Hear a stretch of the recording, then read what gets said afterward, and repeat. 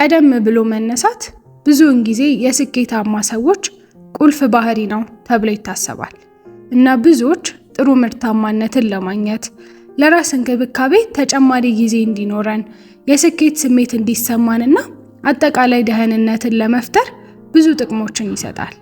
ከሌሊቱ 11 ሰዓት መነሳት ብዙ ጥቅሞችን ይሰጣል።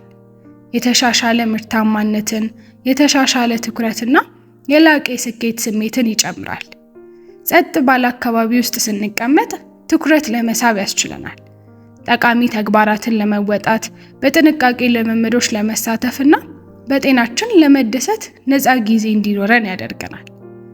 ከሌሊቱ 11 ሰዓት መነሳት ብዙ ጥቅሞችን ይሰጣል።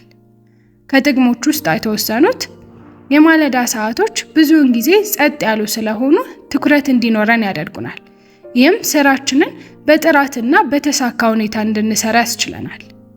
የተሻሻለ ትኩረት እንዲኖረን ያደርጋል። ጥቂት መቋረጦች ለተሻለ ትኩረትና የበለጠ ቀልጣፋ ተግባርን ለማጠናቀቅ ያስችሉናል። ንቃተ ህሊናና ማሰላሰል እንዲኖረን ያደርጋል። ጸጥ ያለው ጠዋት እንደ ማሰላሰል ላሉ የንቃተ ህሊና ልምምዶች ጥሩ ጊዜ ሊሆን ይችላል። ይህም ጭንቀትን ሊቀንስና የአእምሮ ንጽህናን ሊያበረታታ ይችላል። የተሻሻለ ስሜትና ጉልበት እንዲኖረን ያደርጋል። ቀኑን በአካል ብቃት እንቅስቃሴ መጀመር፣ አጭር ስፖርታዊ እንቅስቃሴም ቢሆን የኃይል ደረጃን ከፍ ሊያደርግና ስሜትን ሊያሻሽል ይችላል። የጤናማ ቁርስና የምግብ ዝግጅት ጊዜ እንዲኖረን ያደርጋል። ቀደም ብሎ መንቃት የበለጠ ዘና ያለና ሰፋ ያለ ጊዜ እንዲኖረን ያስችላል። ለቀጣይ ቀናችን ጉልበት የሚሆነንና ቀኑን ሙሉ በትኩረት እንድንውል የሚያስችል ገንቢ ቁርስ ለመገንባት ጊዜው እንዲኖረን ያደርጋል። የስኬት ስሜትን ይፈጥርብናል።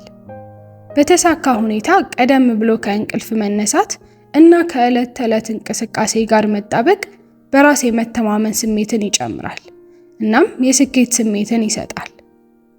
የተሻለ የእንቅልፍ ጥራት እንዲኖረን ያደርጋል።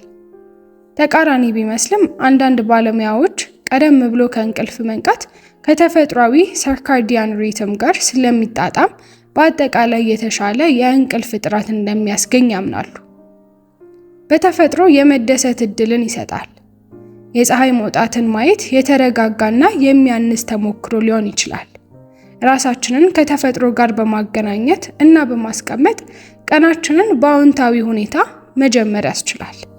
ሳይንሱ ከሚለው ነገር ወጣ ብለን በመንፈሳዊውም ስናየው ከሌሊቱ 9 ሰዓት እስከ 11 ሰዓት ባሉት ሰዓቶች ውስጥ ከእንቅልፍ መነሳት የዘፈቀደ ክስተት አይደለም ይባላል። ከዩኒቨርስ የመጣ ጥሪ ነው።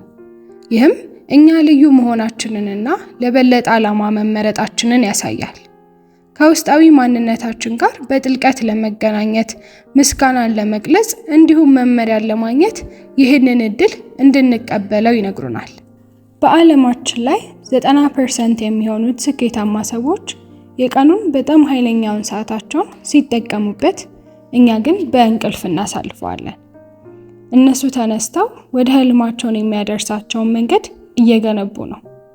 እናም በቀጣዮቹ 365 ቀናት ውስጥ እነሱ ህልማቸውን እያሳኩ፣ እኛ ግን በሚቀጥለው ዓመት እያለን እንዋሻለን። ነገር ግን የሚቀጥለው ዓመት መቼም አይደርስም። የዓለም ከፍተኛ የሆኑ የድርጅት መሪዎች፣ አትሌቶች፣ ቢሊዮነሮች አንድ የሚያደርጋቸው የሚስጥር መሳሪያ አላቸው። እሱም ችሎታ አይደለም፣ እድልም አይደለም፣ ነገር ግን ከሌሊቱ 11 ሰዓት ነው። ሳይንስ ከምኝታችን ተነስተን ባለው የመጀመሪያው 90 ደቂቃ ውስጥ አእምሯችን በ40% የበለጠ ጥሩ እንደሚሰራ ያሳያል። ነገር ግን 99% የሚሆኑት ሰዎች ይህንን ጊዜ በእንቅልፍ ያሳልፋሉ። ጨለማው እውነት ይህ ነው። በየቀኑ ማለዳ አላርማችንን ስናራዝም ህልማችንን ለእንቅልፍ አሳልፈን እየሰጠን ነው።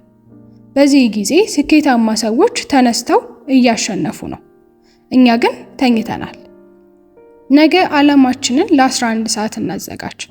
ለብዙ ስራ አይደለም፣ ነገር ግን የወርቃማ ሰዓታችንን ለመመለስ ነው። ውሃ መጠጣት፣ አካል ብቃት እንቅስቃሴ ማድረግ፣ አንድ ግብ መጻፍ ሊሆን ይችላል።